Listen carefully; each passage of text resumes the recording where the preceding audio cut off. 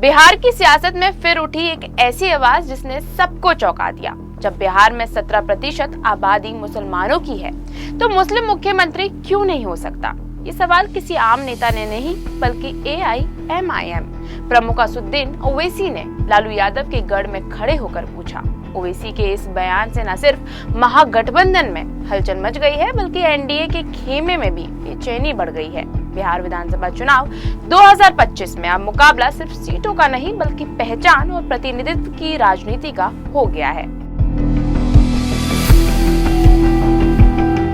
AIMIM प्रमुख असदुद्दीन ओवैसी ने बिहार चुनाव के लिए अपने प्रचार अभियान की धमाकेदार शुरुआत मंगलवार 28 अक्टूबर 2025 को गोपालगंज जिले से की। वही इलाका जो कभी लालू यादव का राजनीतिक गढ़ माना जाता है।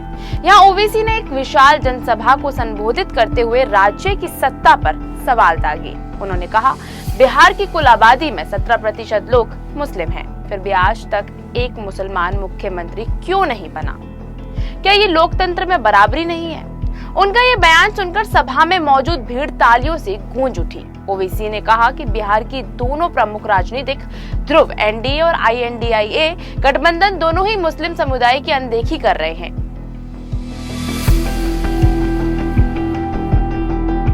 ओवैसी ने अपने भाषण में न सिर्फ NDA बल्कि महागठबंधन को भी आड़े हाथों लिया। उन्होंने कहा कि दोनों गठबंधन सिर्फ मुस्लिम वोट बैंक का इस्तेमाल करते हैं, लेकिन उन्हें सत्ता में असली हिस्सेदारी कभी नहीं देते। उन्होंने आरोप लगाया कि कांग्रेस, RJD और समाजवादी पार्टी के नेता पहले बीजेपी का डर दिखाते हैं और फिर मुस्लिमों से वोट मांगते हैं, लेकिन ये वही पार्टियां हैं जो बीजेपी को रोकने में कभी सफल नहीं हुई।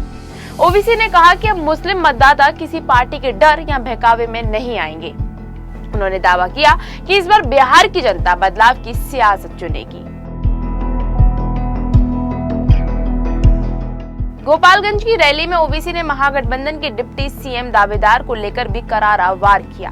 उन्होंने कहा, जब 17% आबादी मुसलमानों की है तो उन्हें मुख्यमंत्री क्यों नहीं बनाया जा सकता, लेकिन 3% आबादी वाले वर्ग से आने वाले नेता के डिप्टी CM बनाने में इन्हें कोई दिक्कत नहीं होती। ये तंज साफ तौर पर मुकेश साहनी और महागठबंधन की राजनीति की ओर इशारा करता है। ओवैसी ने कहा कि अगर लोकतंत्र सच में बराबरी का है तो मुस्लिम समाज को भी समान अवसर मिलना चाहिए।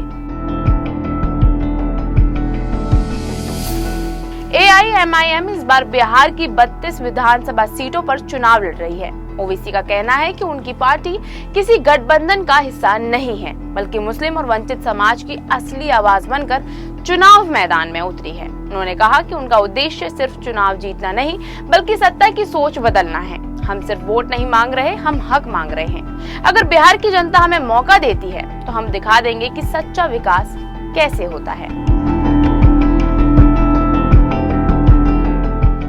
ओवैसी का ये बयान बिहार चुनाव 2025 में नई बहस छेड़ गया है। क्या बिहार में कभी मुस्लिम मुख्यमंत्री बन सकता है?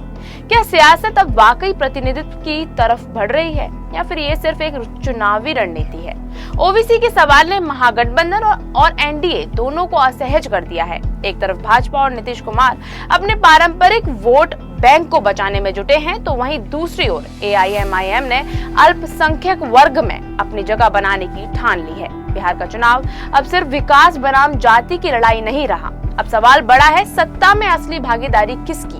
और अगर ओवैसी का ये मुद्दा जनता के दिल तक पहुंच गया तो 2025 का चुनाव बिहार की राजनीति का सबसे बड़ा मोड़ साबित हो सकता है। आपकी क्या राय है इस बारे में?